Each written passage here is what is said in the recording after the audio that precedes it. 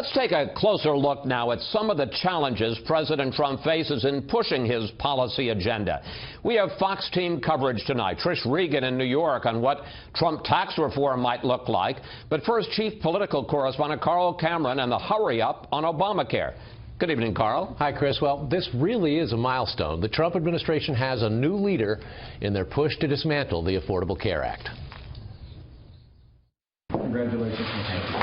After the new Health and Human Services Secretary, Tom Price, was sworn in by the Vice President, the President suggested the repeal and replacement of Obamacare is accelerating. We finally have our Secretary, and now we get down to the final strokes. Secretary Price has a colossal task ahead. During his confirmation hearings, he made these two promises. What I commit to, Senator, is working with you and every single member of Congress to make certain that we have the highest quality health care and that every single American has access to affordable coverage. We will commit to making certain that they don't lose coverage under whatever replacement plan comes forward. As a Republican congressman, Price, a physician, was one of many to author a replacement health care plan. So far, his former House colleagues have failed to find a consensus.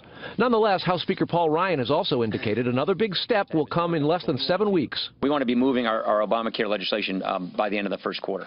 The president's indicated a final replacement may not be fully implemented till next year. Some GOP senators have argued no repeal should advance without a simultaneous and superior replacement. No one's talking about repealing anything until there is a concrete, practical alternative to offer Americans in its place. A huge part of the looming Obamacare replacement revolves around Medicare and Medicaid.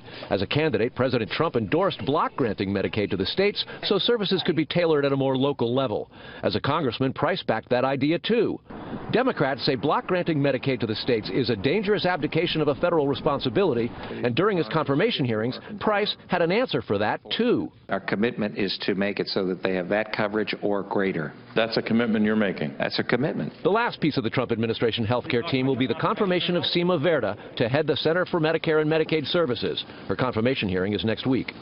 In pushing Obamacare, the last president's commitments that health care would be cheaper and if you like your doctor, you can keep your doctor were not kept. Republicans are intensely aware of that and struggling not to overpromise nor underdeliver. Chris. Carl, thank you.